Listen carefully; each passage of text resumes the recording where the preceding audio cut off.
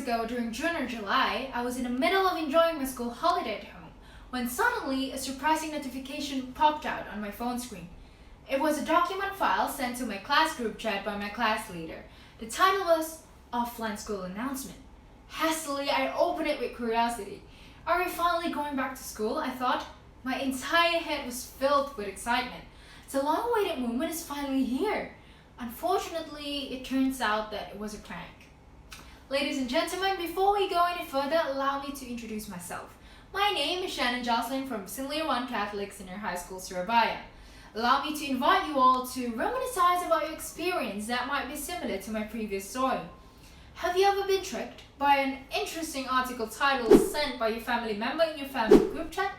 Or have you ever become so invested in someone else's story, only to find out later on that it was all just a setup? I dare say that most of us have probably experienced the same thing, or at least been in a similar situation. In this digital era, every single information, every single news and story spreads faster than lightning does.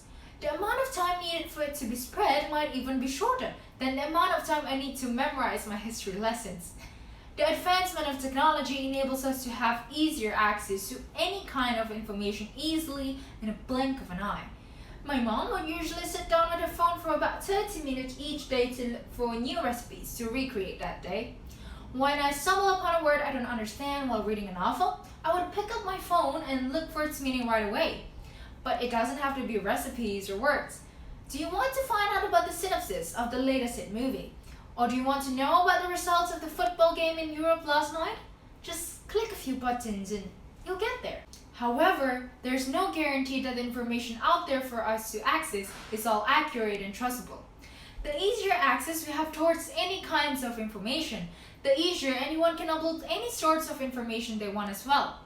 And due to the fact that we can't check everyone's background and credibility, we can't 100% guarantee that every single piece of information out there is credible for us to trust. Anyone can fake anything easily thanks to technology. Nowadays, people can even edit their pictures according to how they want it to turn out. You want your lips to look like Kylie Jenner? Possible. You want yourself to be pictured in Hawaii drinking some coconut water? Easy. If people can manipulate visual objects easily, it is understandable for us to say that it's even easier for people to manipulate text and words. Does it mean that we can't trust the internet? Well, you can't exactly say that. There are various credible sources on the internet we can trust.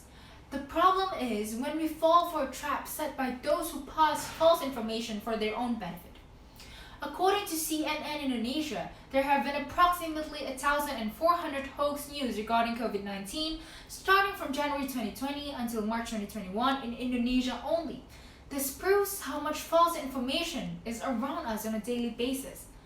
In this digital era, it is crucial for us to be critical in filtering the right information for us to process. The question is, how are we able to cross-check the information that is handed to us? How are we supposed to find out whether the information is true or false? In order to do that, we can apply READ.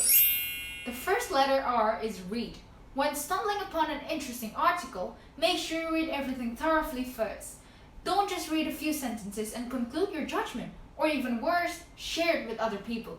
Make sure you have understood the whole thing first. The second letter, A, stands for analyze. After reading the whole thing, try to analyze the information you have just read. Is there anything odd? Does it seem like it's trying too hard to defend one side? Use your instincts. The third step is to check and compare. You can't rely on one source only. You have to check with other sources you deem as reliable and compare the facts that you have earned. Do they align, or are there any differences? Last but not least, the final step is to evaluate. Evaluate everything that you have learned so far.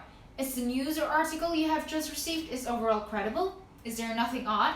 Is it trustable so that you can share it with others? Be wise and use your brains. As the next generation that will continue preserving this country, it is important for us to stand firm in our grounds. Our unity shall not be broken due to false information that may tear us apart. We have the power to end hoax news before they continue to disperse in our country even further. The choice is in our hands. Will those irresponsible parties continue to cheer in victory as they watch us fall apart because of the false information they spread? Or will we fight back for the sake of our elders' past struggles, our unity, and our kids' future? Our ancestors have fought the colonizers with weapons, guns, and blood in order to defend our beloved country. Now, it is our turn to ward off false information spread by greedy people who want to benefit no one but themselves in order to preserve our country's unity. These days, there are things that are more deadly than guns and knives. It's our words, our mind, and our actions. Those are the things that shape the nation we are now.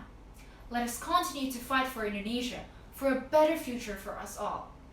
Thank you for your time and attention. I sincerely apologize if there are any words or actions of mine that displease you. My name is Shannen Jocelyn. Once again, thank you, and may God bless you all.